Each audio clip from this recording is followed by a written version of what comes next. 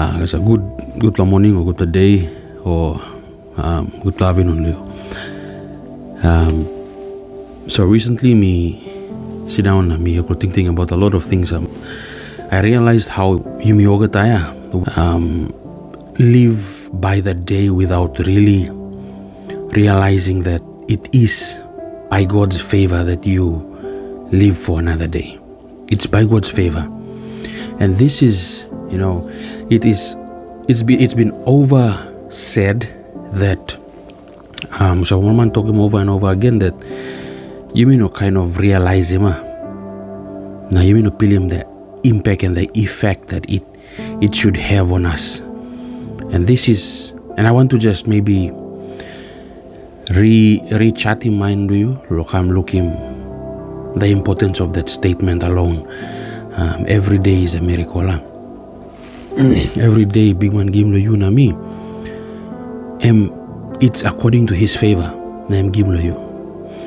And I remember a couple of instances where I've come to really embrace it, and it is at the cost of losing loved ones in life. And there are a couple of people that I've come to love and know that have lost their lives. People who are we know that may probably you may not expect him. There are people in our lives who you may not expect him also. Big man will call them all to rest. You may talk they have a life, all got career where they're doing very fine and so forth. But big man call them all. Now I'm going to pose a question that should make you think. Should make you think about how you should really take into account that you wake up every morning and then you get to make it through a day. You see the sunrise and then you see the sunset. And this is how I want to put it. You think this particular person who works for this particular company doing well for the country, or say contributing well to the society, has a family, does justice,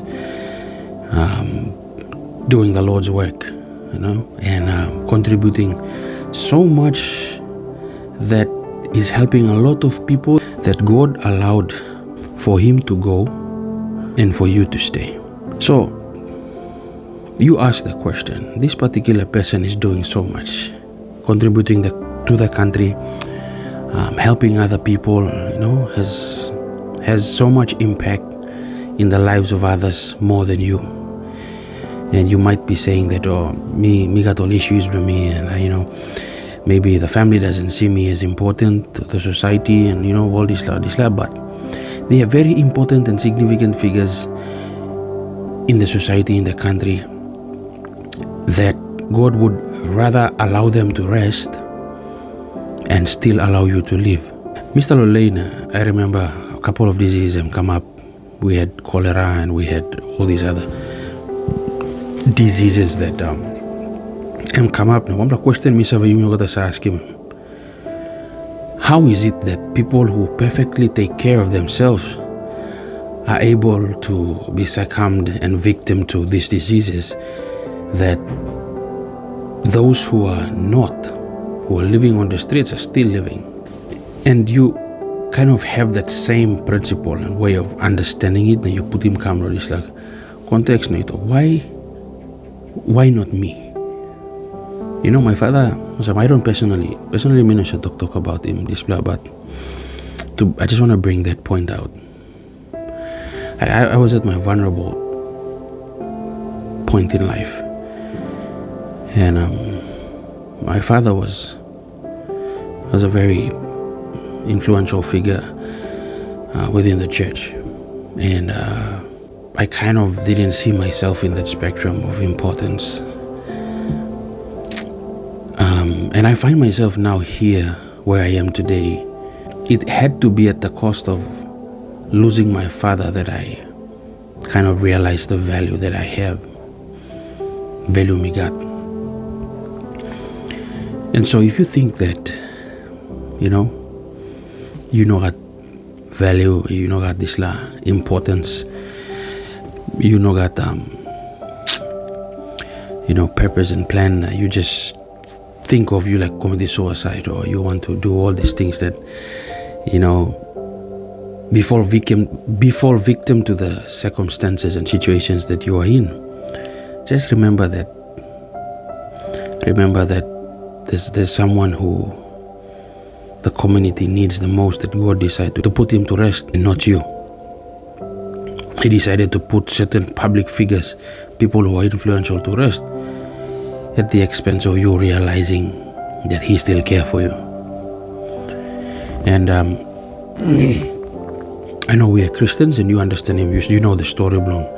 David, the person who killed Goliath, the young boy.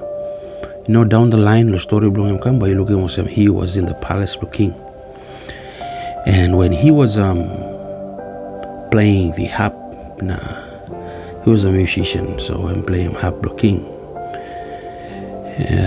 King jealous of him, and when we know the story, tried to kill him. He ran away, went into the temple, asked for showbread, or some bread with lots of special bread where you may use him on special occasions inside the temple.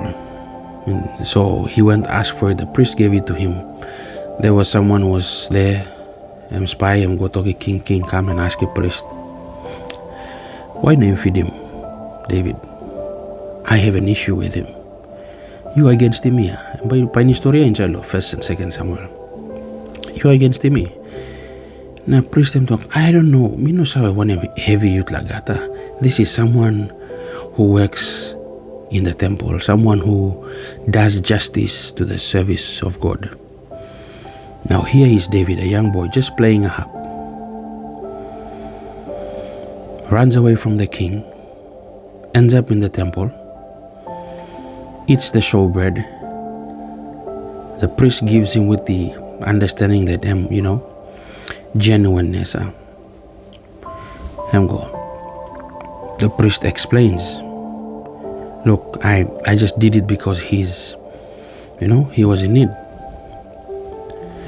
King Kirap order him, all soldiers blame, kill him, this priest, kill him, every other priest that were there, 800 of them, and ordered them to go into the city of priests and kill all the other priests in the city. And if you read him, go inside Bible to awesome, even the young kids and the piginini webs, the inside the bell, mama to na pig, na dog, over there, kill him. At the cost, at the expense of God's plan for someone. At the expense of God's plan for someone. God's plan for David. He ordained him, he anointed him as king right from the beginning. Right from the beginning, at a very young age, as a lad, knowing truly well that someday down the line, David will still commit adultery.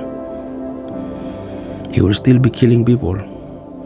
He will still do all the things that will go against the anointment that was made on him right from the beginning. But that didn't change God's plan for him. And it even went to it even was at the cost of a lot of people's life, just so that God's plan for David's life will be fulfilled. So at the point where you are in now, you're probably running away from some of those issues, just like David did. But just remember that there are people that couldn't find that favor and had to be laid to rest.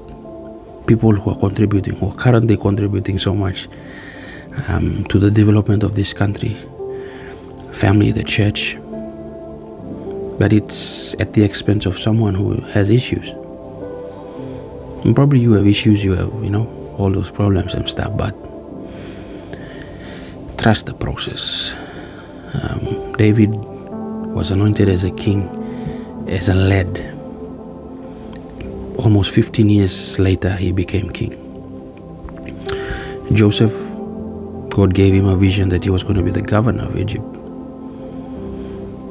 But he had to go through the pit.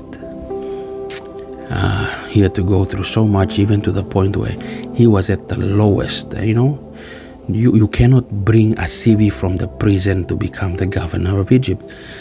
It doesn't work that way. But according to God, it works. It works for him. He uses the foolish things to teach the wise. That's what the Bible says. And so my encouragement to you again for today is that you keep hanging in there.